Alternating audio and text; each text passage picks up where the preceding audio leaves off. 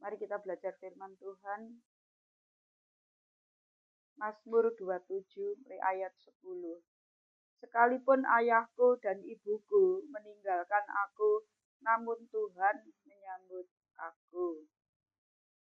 Karena itu kalau kita cuman nggak direken sama orang, kita nggak sama kerabat, kurang harmonis sama orang tua, semuanya. Yang penting kita tetap lapang dada dan kita bisa tetap bersyukur. Ditaruh di mana saja, kita kumpul dengan siapa saja. Memang kalau kita itu orang ikut Yesus memang nggak semudah itu. Tetapi kalau kita ini sadar bahwa kita itu milik Yesus, apa yang dialami Yesus itu kita juga harus mengalami.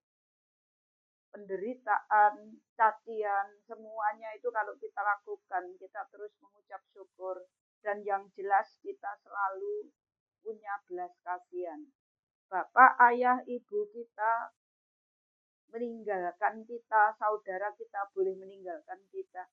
Tetapi Tuhan Yesus yang menyambut kita. Contohnya saya, ketika saya baru bertobat, kumpul keluarga, rasanya kayak nggak ada harga. Rasa-rasanya saya secara daging nggak kuat, nggak mampu. Tetapi karena saya ada Yesus itu yang memberi saya kemampuan. Setelah saya bertobat, saya percaya bahwa hidup saya tidak dipengaruhi oleh siapapun, baik keluarga, bapak, ibu, semuanya. Walaupun saya sudah berkorban, gak karu-karuan, tetapi keluarga masih meremehkan. Firman Tuhan berkata, sekalipun ayahku dan ibuku meninggalkan aku, namun Tuhan menyambut aku. Itu lebih baik kalau kita disambut oleh Tuhan. Jadi saya mau apapun manusia terserah. Tetapi satu hal, saya punya Bapak. Bapakku di dunia enggak tak tuker sama Bapak di surga. Karena Tuhan itu segalanya. Buat saya Yesus lebih dari cukup. Yesus cukup buat semuanya. Karena itu saya tidak melihat apa kata orang, tetapi saya mau apa kata firman Tuhan. Firman Tuhan berkata, aku ini berharga. Kamu berharga dan di mata Tuhan kita itu sangat mulia dan berharga. Karena itu kita orang yang paling bersyukur. Kita orang yang paling berbahagia. Sebab kita punya Tuhan yang luar biasa. Tuhan itu baik bagi setiap orang yang berharap kepadanya. Tuhan Yesus, kau sungguh luar biasa. Karena itu kita sebagai anak Tuhan, apalagi kita sebagai hamba Tuhan, hidup kita harus selalu mengucap syukur. Minta dituntun Tuhan. Ayat yang ke-11 berkata, tunjukkanlah jalanmu kepadaku ya Tuhan, dan tuntunlah aku di jalan yang rata oleh sebab seteruku. Janganlah menyerahkan aku kepada nafsu lawanku, sebab telah bangkit menyerang aku saksi-saksi dusta dan orang-orang yang bernafaskan kelaliman. Biarlah kita kehidupan kita terus minta Tuhan ratakan jalanmu. Kan saya selalu bilang, Tuhan ratakan jalanmu yang ada di depanku Tuhan.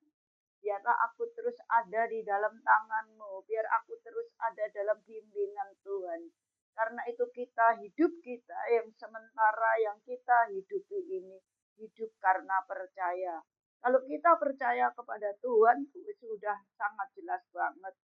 Sekalipun ayah ibuku, intinya walaupun semua saudara semuanya atau meninggalkan engkau, tetapi Tuhan yang menyambut. Lebih berbahagia kita disambut Tuhan daripada disambut manusia. Lebih baik kita dipuji Tuhan daripada dipuji manusia. Karena pujian manusia itu semu.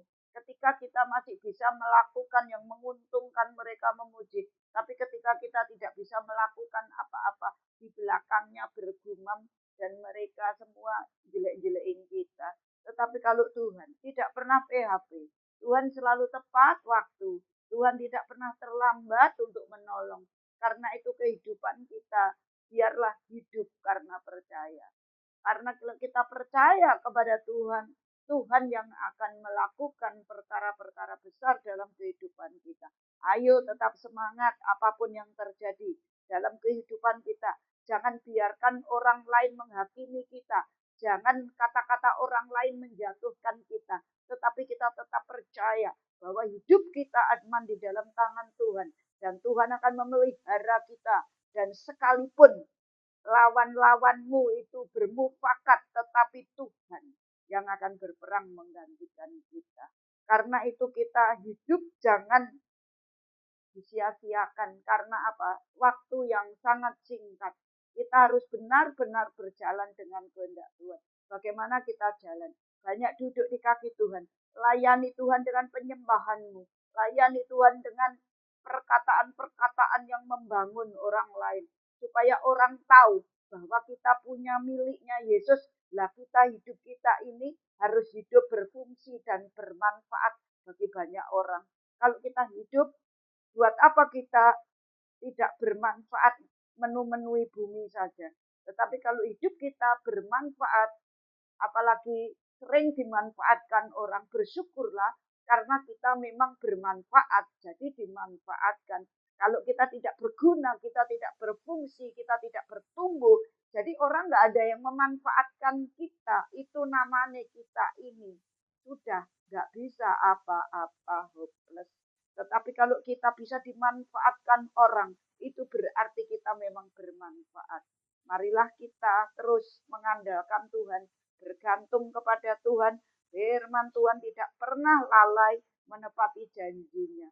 Karena itu hidup kita terus berharap kepada Tuhan yang selalu tepat pada waktunya. Tuhan tidak pernah terlambat. Karena itu biarlah hidup kita selalu menyenangkan hati Tuhan. Carilah kesukaan Tuhan. Carilah perkenanan. Kalau kita berkenan kepada Tuhan, maka kehormatan datangnya dari Tuhan. Maka kalau Tuhan yang sudah membuka pintu pertolongan, tidak ada yang dapat menutup. Kalau Tuhan mengangkat kita, tidak ada yang dapat merendahkan. Kalau Tuhan membuka pintu berkat bagi kita, tidak ada yang dapat menutup.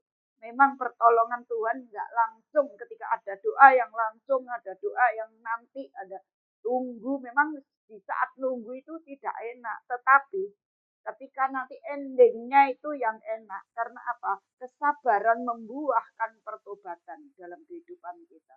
Kalau kita sabar menanti prosesnya Tuhan, kita tetap berharap hanya kepada Tuhan, maka Tuhan memberi kita kemampuan dan iman kita akan teguh di hadapannya. Dan orang yang punya iman teguh kepada Tuhan, orang itu sesungguhnya sudah menjadi pemenang. Walaupun belum dapat jawaban, jangan pernah meragukan Tuhan, jangan pernah kecewa karena Tuhan, sebab Tuhan, ketika kita mengalami keadaan yang tidak baik, kita tetap bersyukur.